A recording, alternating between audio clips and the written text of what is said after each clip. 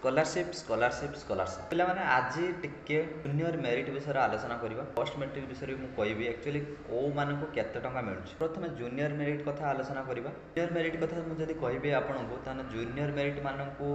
जदि आपंकर hostel option रोनी college रे ताले आपको 3000 टଙ୍କା पूरा फिक्स मिल प्रत्येक वर्ष जदि आप फर्स्ट ईयर पकईं ताले आपको 3000 टଙ୍କା मिल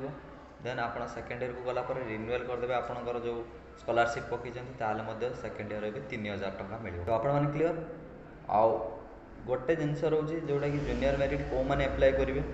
जो मानकर मार्क 60% एबव थी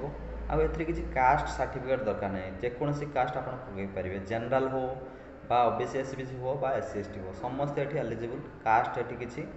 प्रॉब्लम ना तो देन जीवा आम बर्तमान पोस्ट मेट्रिक कथा को जीवा पोस्ट मेट्रिक एक्चुअली केते टଙ୍କା मिलूँ कौ पिला आम जब आलोचना करवा एक्चुअली हॉस्टल जो पिला ऑप्शन देते हॉस्टल एनाबल कर तो से कथा मुझे कहीपरि एक्जाक्टली टी अधिक अमाउंट फिगर मिल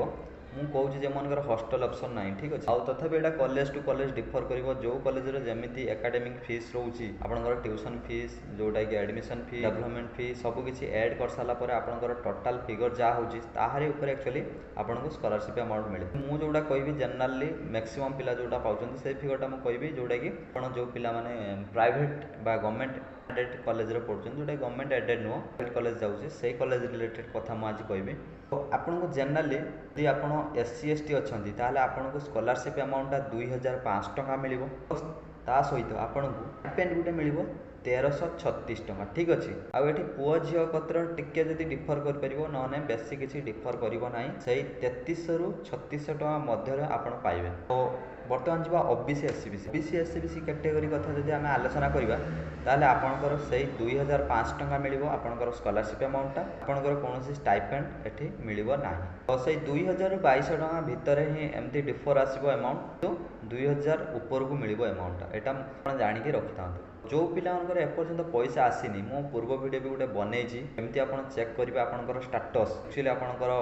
किसी फॉल्ट अच्छी आग को प्रोसेस चलती किसी दिन लेट हो तो मुझे लिंक देदेवी से प्रोसेसटा फॉलो करके आपंकर स्टाटसटा को ट्रैक करने एक्चुअली कौन पर पैसा आसे तो सेकेंड ईयर पिला भर जो मैंने एससी एसटी कैटेगरी थे आउ लास्ट ईयर भी जो मैंने एससी एसटी कैटेगरी थे मैक्सिमम ता भर समस्त डिसबर्समेंट प्रोसेस कंप्लीट हो सारी आ माने समस्ते ऑलरेडी पैसा पाई सारे तो से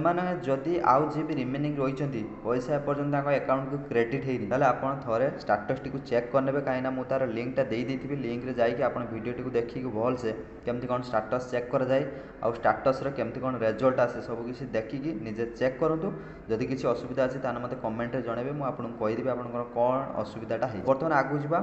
आउ जो मानकर रहीगले ओबीसी आउ एससीबीसी पिला से ऑडिट हवा दरकार नहीं स्टाटस चेक करूँ जब स्टाटस सब ठीक ठाक अच्छी ताने आपन डरबार नहीं मासे बरंग लेट हम किंतु आपनक अकाउंट को पैसाटा आसीबो किंतु जदि आपनकर रिभर्ट होईची बा रिजेक्ट होईची कौन सी कारण ताहले आपन पैसा पाई परिबे नहीं सेकेंड ईयर बेलू आप ट्राए करेंगे बर्तमान सब डेट एक्सटेंडेड जहाँ भी होता से सब क्लोज हो सारी बर्तमान आपण हाथ में किसी भी ना सेकेंड ईयर पर्यटन आप वेट करूँ जो मान फास्ट ईयर जो मान सेकेंड ईयर अच्छी पैसा रिभर्ट होगा से तो से